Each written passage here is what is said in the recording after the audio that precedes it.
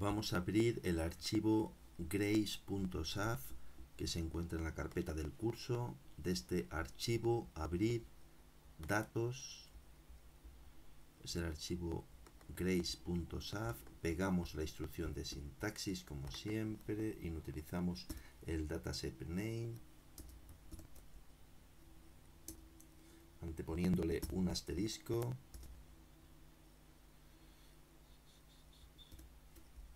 Ahí marcamos, ejecutamos. Este es un archivo Graves que trata sobre la oftalmopatía de la enfermedad de Graves, un proceso infiltrativo de los músculos intraoculares. El músculo rectomedial, su cálculo de su volumen con resonancia magnética, al ser un músculo muy pequeño, está sujeto a mucha variabilidad, y un referee pues nos solicitó que analizáramos la fiabilidad entre dos observadores. Aquí tenemos las dos mediciones.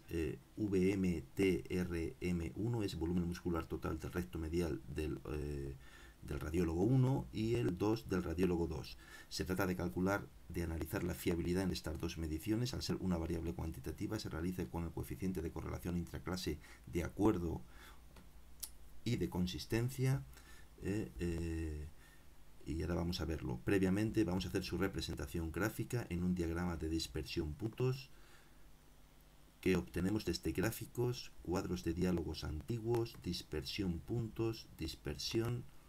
Pasamos al eje de Y una de las mediciones y al eje X la segunda. Pegamos la instrucción de sintaxis, ejecutamos y la nube de puntos ya nos advierte una idea de cómo es la relación. Pues parece que existe bastante consistencia, bastante acuerdo. El grado de acuerdo absoluto, que es 1 en todas las variables, no lo define la recta de referencia desde la ecuación y igual a x. Vamos a dibujarla y marcarla en el gráfico. La hemos obtenido desde opciones, línea de referencia desde la ecuación. Bien, la aplicamos, ahí la tenemos. Vamos a marcarla en azul. Esa es la referencia, la máxima.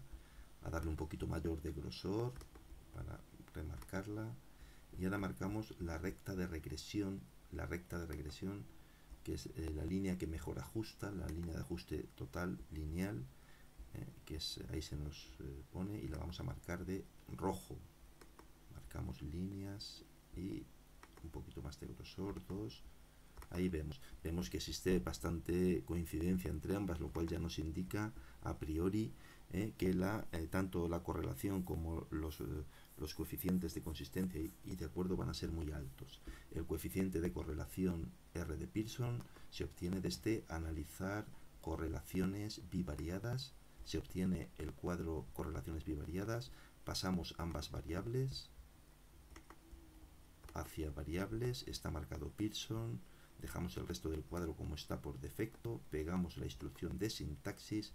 Previamente a su ejecución escribimos la palabra clave with,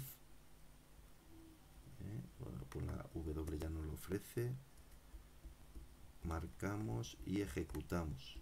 Y aquí vemos que el coeficiente de correlación de Pearson pues es muy alto, 0,9989, y además es muy significativo, como era de prever por el gráfico, ¿no? La P es muy pequeña.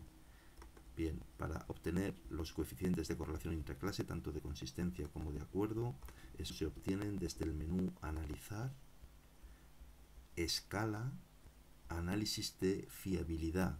Se nos abre el cuadro Análisis de fiabilidad, que es donde está el CCI. Pasamos las dos variables cuya fiabilidad queremos estudiar, las pasamos a elementos, y en el cuadro estadísticos pulsamos, dejamos todas las casillas sin desmarcar como está por defecto y marcamos únicamente la que nos interesa, el coeficiente de correlación intraclase. Ojo, hay que elegir modelo 2 factores efectos aleatorios. Y aquí podemos elegir entre consistencia y acuerdo. No nos permite hacer los dos a la vez. Primero hacemos el de consistencia, pegamos la instrucción de sintaxis, marcamos y nos ofrece una tabla con el coeficiente. Ojo, para saber qué es el de consistencia tenemos que ver ahí una definición de coherencia. Esto significa que es el coeficiente de correlación entre clase de consistencia y no de acuerdo. Bien, su valor es 0,987, muy alto, como preveíamos, según la representación gráfica.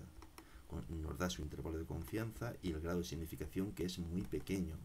Por tanto, es un coeficiente muy alto. Simultáneamente aprovechamos el cuadro para obtener el CCI de acuerdo absoluto, que está en analizar, escala, análisis de la fiabilidad.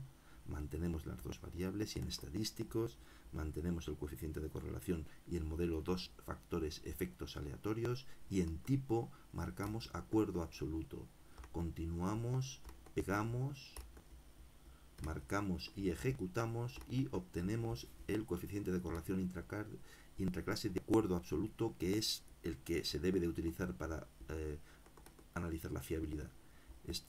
Sabemos que este acuerdo absoluto, porque nos lo dice abajo en la leyenda, y da un valor muy alto, 0,988, con su intervalo de confianza y un nivel de significación muy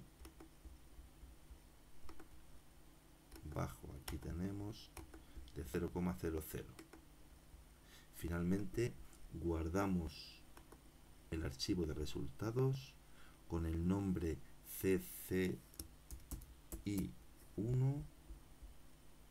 pegamos la instrucción de sintaxis, la ejecutamos y guardamos el archivo de sintaxis con el mismo nombre, CCI1, pero con la extensión .sps, porque es un archivo de sintaxis. Guardar.